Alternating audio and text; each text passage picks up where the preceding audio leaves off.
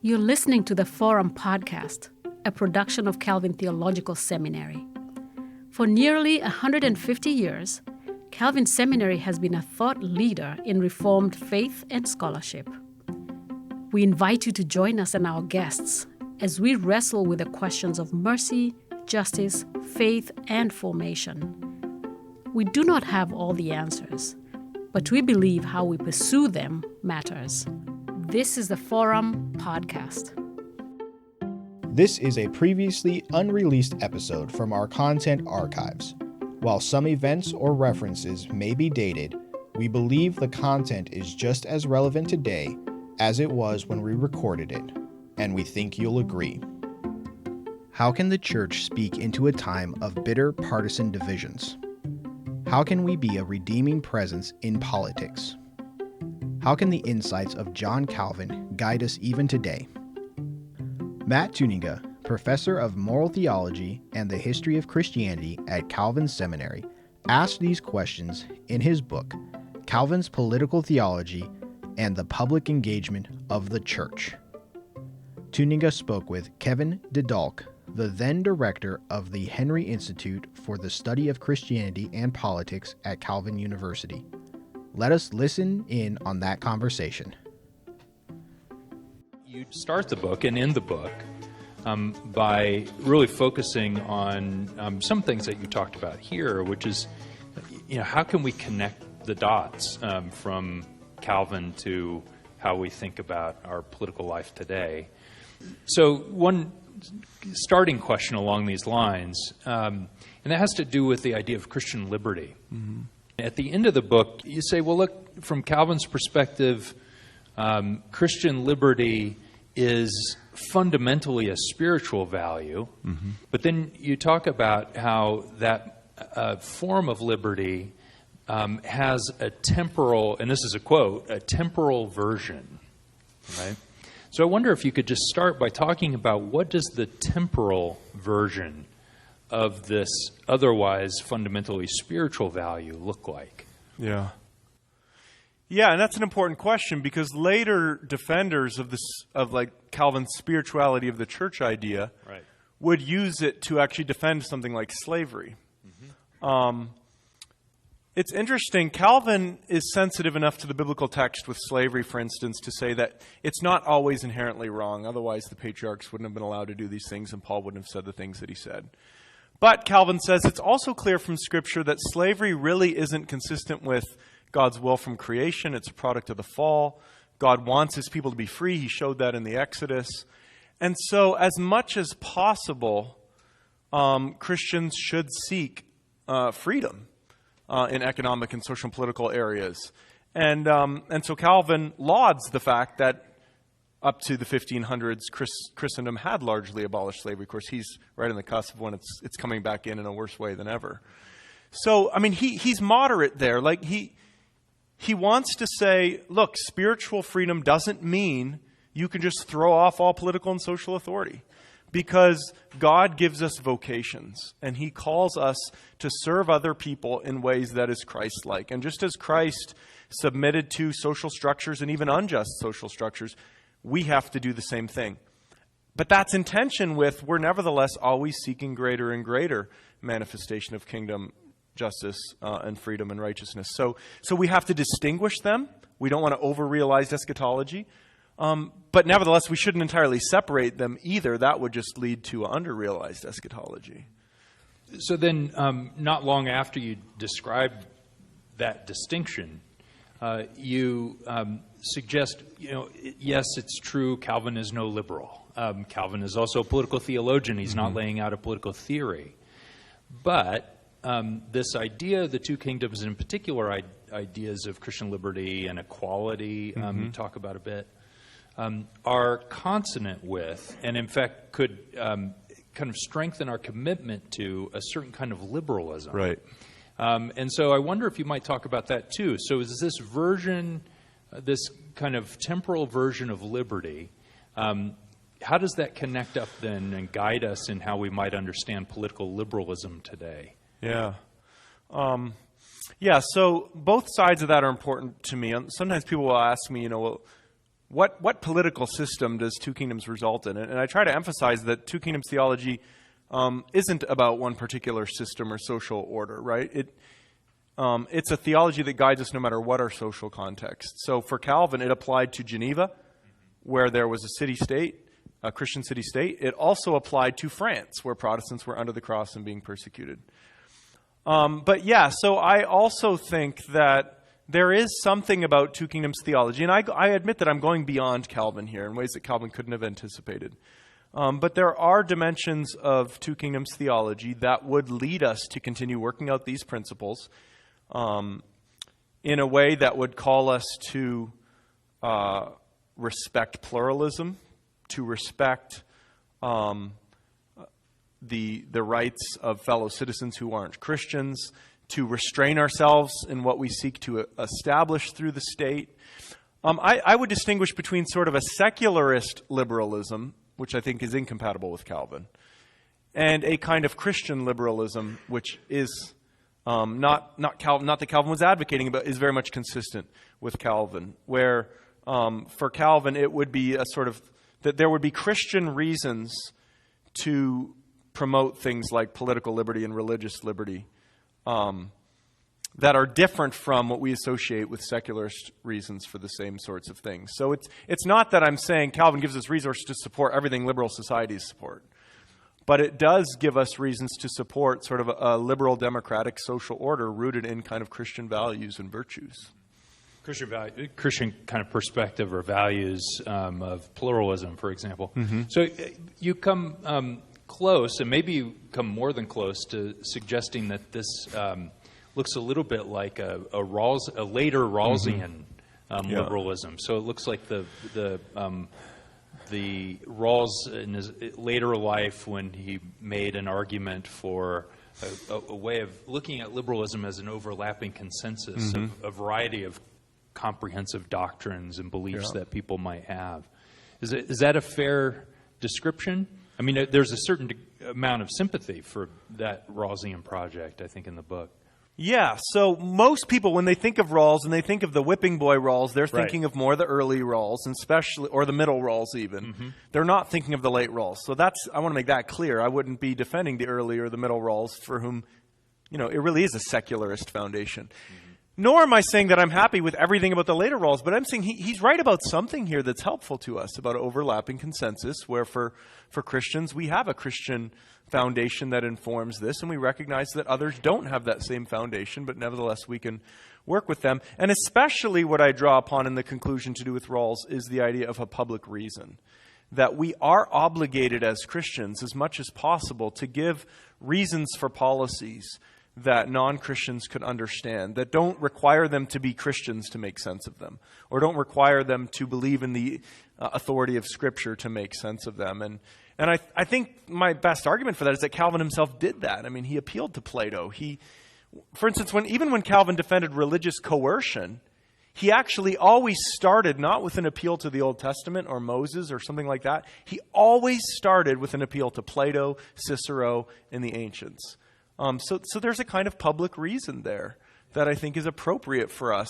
I'm not saying the church should preach it from its pulpit, but when we as citizens in our political vocations are acting and speaking, then I think public reason should be a big part of our public stance. Yeah, I was just going to come to that question because you use that Rawlsian language of public reason, but you...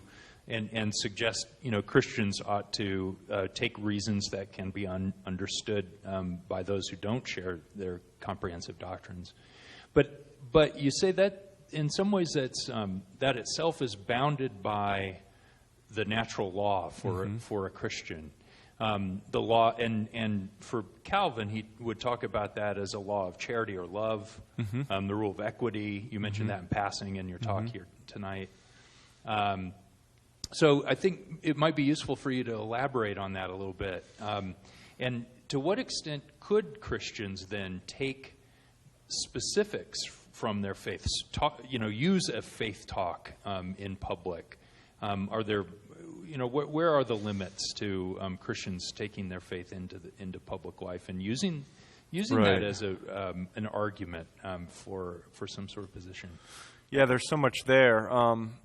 I think there certainly ought to be no externally imposed limits on anybody bringing anything about their faith into public, and I think Christians should be open about that. And I think even Rawls accepted that at the end. People say, well, where would we be if Martin Luther King hadn't been able to appeal to Christian ideas? But at the same time, it can't be merely that.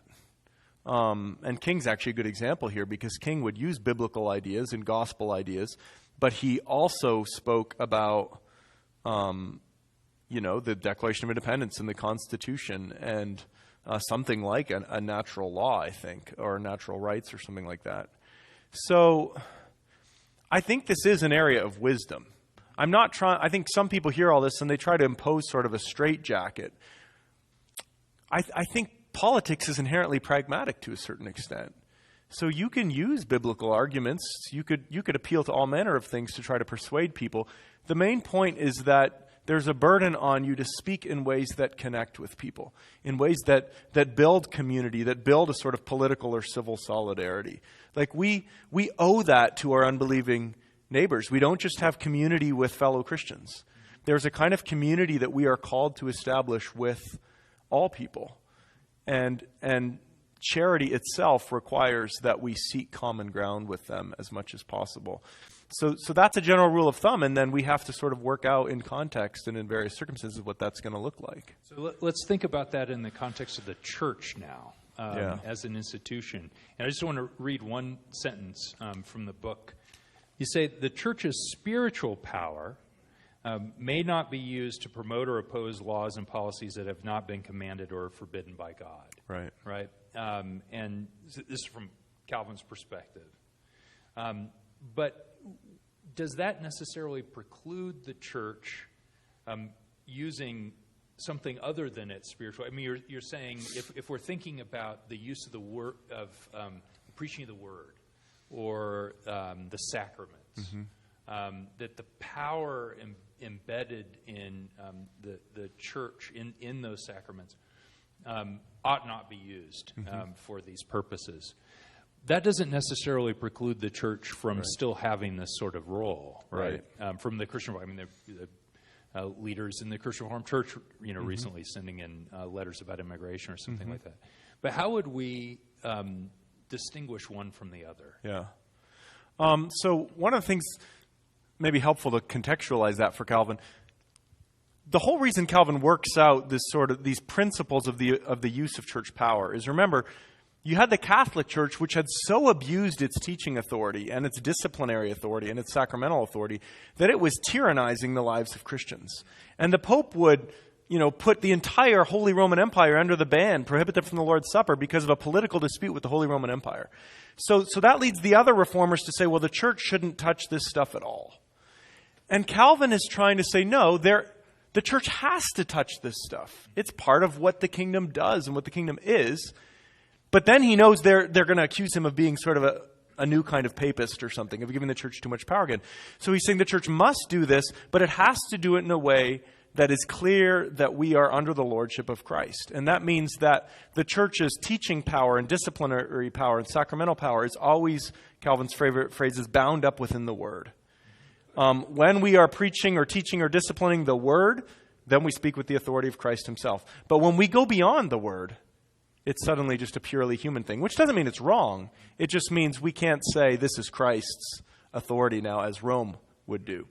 So for politics, that meant Calvin thought we should teach the political principles that are taught in Scripture. We should teach the kingdom and its righteousness for every area of life. But we can't teach in a preaching way in the name of Christ precisely what the policy implications of that are going to be. That then is left up to the vocational callings of Christians. And that's within the Christian liberty then. Now that doesn't mean that they are free to argue for whatever they want, as if there's no right or wrong. What it means is we are now free to argue with each other and try to persuade each other and work together with collective discernment and wisdom to try to determine what the policy implications should be. And Calvin doesn't explicitly talk about church's institution, church's organism, but I think this is very consistent with him to use those terms, to say that that's a task for the organic church then. And so I think with the Christian Reformed Church, it's good for us to think about that. When the CRC as a denomination or somebody speaking in an official agency capacity speaks, be clear about, is this sort of an extension of the church's pulpit authority? Are we saying this in the name of Christ? Or is this part of the church's organism or something like that? I think sometimes we aren't clear about that, and it actually harms our witness. There are dangers that come from confusing those. And we could talk more about that, but that's been a long enough answer. In many respects, this is Calvin making a theological argument. But I suspect, as somebody who was pastoring a church and involved in these kinds of questions of and forming a church and so forth, that this is also sort of a practical question. How do we protect the church in this space in the sphere of the church? Which is another thing we could learn a lot about, it seems to me, in the current climate. That when churches get connected up with, certainly with partisan politics, we have all sorts of lessons through history of how that, in fact, can lead to the loss of influence of the church, that the church tends to be, in fact, most politically influential when it's perceived as least political or at least partisan. So that seemed to come out in the way he was distinguishing the roles of the church and the temporal or the state. But that actually raises one more question for me, and then we'll open it up. And that's a question really about Calvin's interpreters, and in particular, it's hard to get away from a conversation like this without mentioning Kuyper. You already did. But I'm just curious, to what you do say at one point that it doesn't make a whole lot of sense to take this two kingdoms idea and treat it as sort of a gloss for sphere sovereignty, that it's not sort of an argument, a proto-argument for sphere sovereignty. But there's a way of understanding role differentiation, how these institutions play their part in the two kingdoms theology, that it seems to me must have influenced and is in some ways complementary to this idea. I wonder if you could just comment on that. Yeah, I think there are versions of sphere sovereignty that I think are problematic, insofar as they can make the church merely a sphere, in a way that if the church is such an important expression of the kingdom as I'm saying it is, it can't just be a sphere, another sphere. So I think I think that sphere sovereignty is not actually, it's not a biblical idea per se. It's not a theological idea per se. It's a sociological idea. Now, I hold to it. I think it's really good. But I think it helps us if we remember that it comes in a certain time in the late 19th, early 20th century when scholars are starting to reflect on this modern differentiation of life into different spheres, right? Max Weber's writing at this time. And that's when Kuyper's thinking about this. And it makes sense, and it's good. And I think it can be, if it's properly grounded in a good kingdom theology, which I think could helpfully involve a two kingdoms theology, then sphere sovereignty is really helpful. And even, as you said, sort of a logical extension, that in certain respects the church might function as a sphere, though I would always want to qualify that heavily. So I think, I think Kuyper interpreted Calvin in a little bit of an idealistic way, like in the lectures on Calvin, the Stone lectures, sort of tracing Calvinism to democracy and all this kind of stuff. And I think in certain ways, rhetorically, Kuyper lost some of the helpful nuances of Calvin. But by and large, I actually think Kuyper's sort of social thought was pretty consistent with Calvin's two kingdoms theology. And what I would like to see is not them pit against each other, which sometimes happens, but actually integrated with each other. And that would be best for both of them. Good. Well, let me open it up. Questions, comments from the audience? When Calvin discussed these ideas, he was discussing them in different contexts. Do you think he was trying to convince any one group or Christians in general? In other words, who's his audience? Yeah, that's a great question. It varies, as you said. So sometimes he's clearly responding to the mainstream Reformed tradition itself, the Zurich people who think that all this social stuff should be done by the state. And he's explicit about that. Like he will mention them. Sometimes you can just tell that's who he's talking about. Other times he's explicit. And that's who he was, when he was struggling against the Geneva city government, the Geneva city government could appeal to all these other Swiss Reformed cities and say they're all on our side. So there's them. Then he's also responding to the Roman Catholic Church and its abuses on the other end of the spectrum. And then in addition, I didn't say as much about the Anabaptists, but Calvin interacted a lot with Anabaptists. He married an Anabaptist. He learned a lot from the Anabaptists, and that helped influence his understanding of the social significance of the church. But Calvin always has to show why he's not going where the Anabaptists go in some of these extreme ways. So a lot of this comes out in his sort of response to them as well. I typically find myself suspicious of arguments in favor of virtue that try to avoid God. But like you said, people like Calvin were able to make these arguments, making appeal to Plato and Cicero and so on. To me, it's conceivable that we reach a point of moral relativism in society where those kinds of appeals no longer have much sway. And I wonder what the Calvinist answer to that point in secular society would be. Yeah. It becomes more difficult to make appeals to people's moral foundation. Yeah, that's a great question too. I think at a certain level it's inconceivable to Calvin that could even happen. Because he wouldn't have known an example of any society where it was any prominent people at all talked that way or thought that way. When he's defending the state's responsibility to protect piety and religion, he appeals to the pagans, to Plato and Cicero and so forth. So I do kind of propose in my conclusion that we should be in favor of a certain kind of civil religion. I know it's fun to kind of pick on the idea of civil religion, but I actually think there's a sort of civil religion that's helpful and that recognizes the existence of a creator and that our rights come from God. I mean, even just Declaration of Independence kind of civil religion. And I think you could make a case for that being really important, not only from a Calvinist standpoint, but also from all the pagans Calvin invokes.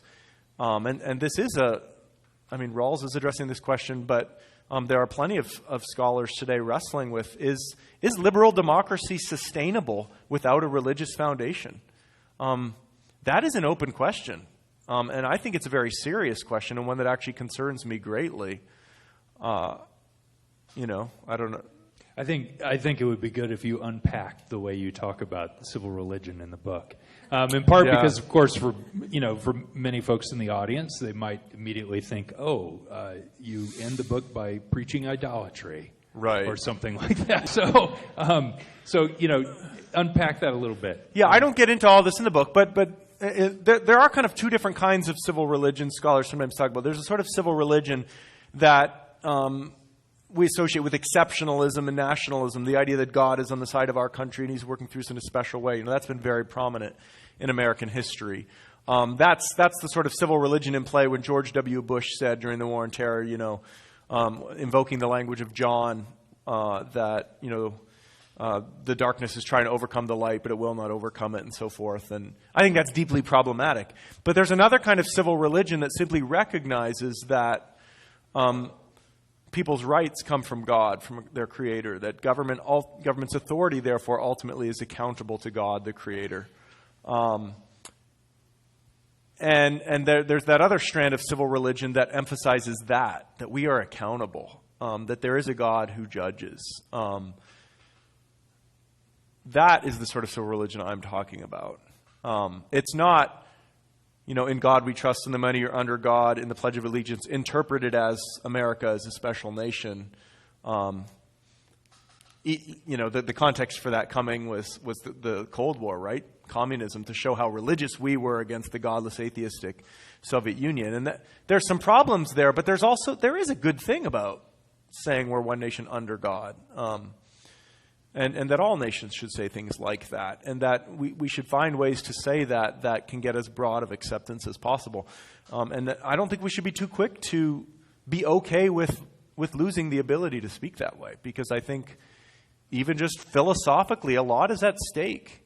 If there's no God, and all our founding national documents and and the whole philosophy of democracy, I mean, in John Locke and the Declaration of Independence and all these philosophical arguments for political liberalism, the argument often begins with God being our creator.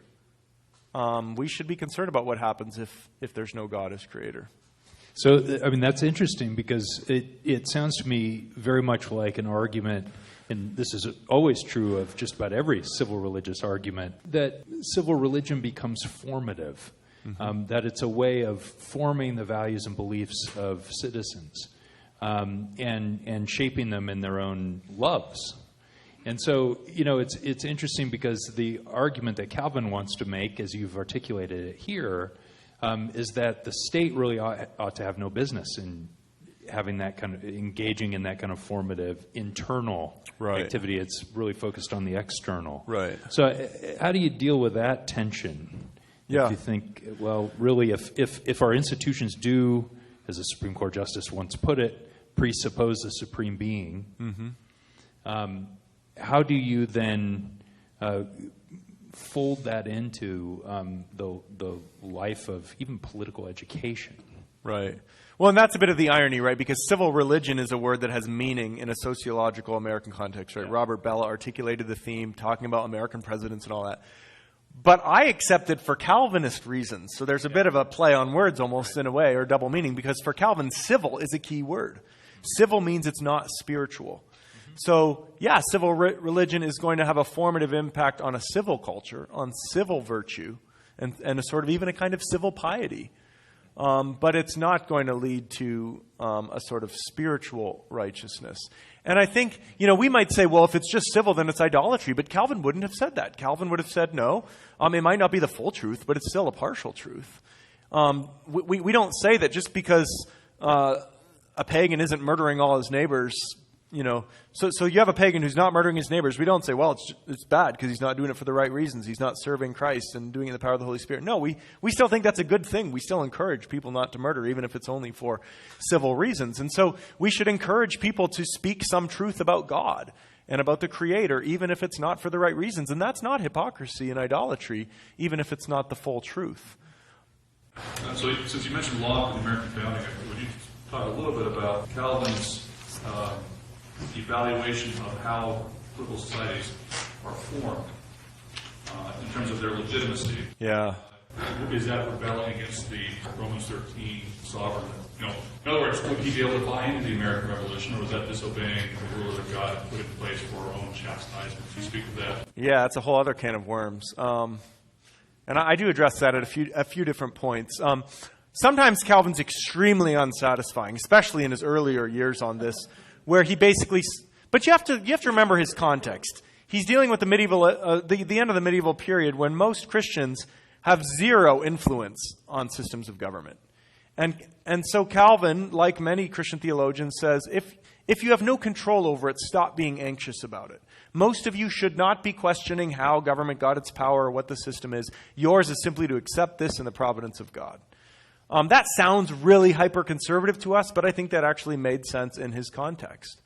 At the same time, Calvin himself does get into those questions a little bit. And you kind of raise his idea of resistance. Calvin introduces the idea that a lower magistrate, or perhaps a constitutional body, has not only the right, but the duty to intervene to protect the people's liberty under certain circumstances. But Calvin is notoriously ambiguous about what that means. And so it was up to the later Reformed tradition to work that out. The only clear example we have about what he thought is in the fact that there was one rebellion in France, or a conspiracy, the conspiracy of Amboise, that he opposed. And he opposed it because it didn't have the support of a high enough nobility, what he called a prince of the blood, someone of the royal family in France. But then there was a later revolution in France that he supported because it did have support of a prince of the blood, and because its arguments were not merely religious. The argument of the revolution he supported was not that, well, Protestants should overthrow Catholics. It was that the reigning powers in France had violated the constitutional order. And I won't get into why exactly he thought that, but it's actually a fairly secular type constitutional argument. So who knows what Calvin would have said about the American Revolution, but I think there's good reasons to think that he may have supported its logic as sort of a conservative lower magistrate effort to protect the rights of the people. Well, I mean, we could at least have that conversation with plausibility. Was that an argument from natural law in the case that you described? I don't think so much as appeal to the constitutional order of France itself, which wasn't like a written constitution like we know, but was still seen as being, the laws of the land, the customs of the land with respect to the succession and things like that. No doubt he, like others in his day, would have seen that as being connected to natural law, but I don't recall him appealing explicitly to natural law. Yeah, you mentioned the use of the law earlier. I wonder if you could say a little bit more about the relationship between Christian liberty and the law, specifically whether to what extent Christians are freed from the moral law. So, the meaning of Christian liberty with respect to the moral law. So I try to, this isn't a major focus of the book, but I do discuss this because I try to show that we can make most sense of the way the Reformers talked about the law, and especially Calvin, if we actually think of it in covenantal terms. And often in our tradition, we've lost sight of that, where we talk about the moral law as this abstraction. So I think when Calvin says, we're not under the law, when we're freed from the curse of the law, he's actually thinking about that in covenantal terms. We're not under the covenantal curses of the Mosaic law. And so in that sense, we're not under the law at all. But when he says we are under the law, meaning the moral law, what he means by that is that we can still learn from the Mosaic law insofar as it still teaches us God's righteousness and it can exhort us. So it has instructive and exhortative value, even though it doesn't any longer bind us in this covenantal Mosaic type sense. So Christian liberty is liberty from the Mosaic law and the curse of the law as a covenant. It doesn't free us from the call to follow God's righteousness and live out God's righteousness in every area of life. But that now becomes a spiritual power for it. That's why for Christians, the primary use of the law is now the spiritual use, because it's simply a way of enabling us to, or calling us to live into spiritual righteousness. That religion, Christianity, is a civilizing influence. When it becomes a civic religion, then it becomes an Americanism or an exceptionalism. So Christianity is a civil religion? Yes. As a civic religion? No. I could go with that. That is a very fine distinction. Yeah. So let's say there were some civic leaders in Geneva, and again, using kind of their unpacking of the moral or of natural law, they said, we in Geneva believe that abortion should be unfettered access, and by the way, we're talking about marriage. Anyone, two people, same sex or not, can get married. Mm-hmm. So would John Calvin, the pastor, come and say, okay, this is where the church is not only going to speak on it, but we're going to put you under discipline and going to remove you for exercising your civic role as magistrates, because it's conflicting against how God's word speaks about it. And you can maybe just kind of interact with that. Yeah, so super controversial, but very good question and a legitimate question. I think, let me take you kind of those two issues there, and I think we take them one at a time. So, and of course, this is speculative. I don't know exactly what Calvin would have said, but I'll tell you what I think it would have been logical for him to say. Calvin always distinguishes between what the law approves and promotes and what the law tolerates. So just as the Mosaic law tolerated the murder of captives taken in war, I think Calvin would say it may be that the law of a Western country has to tolerate abortion to a certain extent due to the hardness of human hearts. And that would not be incompatible with Calvin's political theology. But Calvin would also say we should always strive to greater degrees of justice. We shouldn't, so like when he's talking about divorce, he says, yeah, we have to tolerate divorce, but this shouldn't lead magistrates to then be lazy about it and not strive to continue to make the law better. We're always striving to improve the law, but also being realistic about what's possible. So if there was a magistrate who was advocating sort of a moral approval of abortion, I think then Calvin probably would have said there should be some sort of discipline. But I think if he simply said, I think it's wrong, but that the government can't necessarily prohibit it entirely, then Calvin, which some of these Roman Catholic politicians would say, then I think Calvin would say that could be a legitimate Christian position. On the other issue, I think it actually is a little bit different in that there's a difference between, Calvin would see there's being a difference between tolerating and permitting sexual sin and approving and promoting it. So I think he would have been fine with many of the constitutional developments we saw in recent years that opened up greater freedom and toleration of homosexuality and so forth. He may have, that could have fit within his political theology, but once the government tries to establish same-sex marriage, I think Calvin would have seen that as going beyond simply tolerating something due to the hardness of human hearts. That would have been going into the area of calling something that is unjust, just. And Calvin would have agreed with, like Thomas Aquinas and Augustine, both, the law and Christian tradition, that laws can't always enforce the whole natural law, but they may never violate it. And when they violate it, they cease to have the moral authority of law. And that's what King actually refers to in the letter from a Birmingham jail. So I think Calvin would have said that something like same-sex marriage is actually no law at all because it's in violation of natural law. So this is an argument from political theology right now, not necessarily his own politics. Right. I mean, that distinction that you made, that you're suggesting that both of those answers on both of those issues are consistent with his political theology. Right. Even if in his day and time, maybe his own politics would have been very, very different. Right.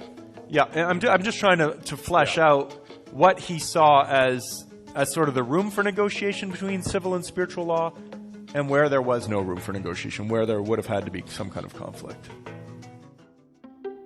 Thank you for listening to the Forum Podcast. To learn more, go to theforum.calvinseminary.edu.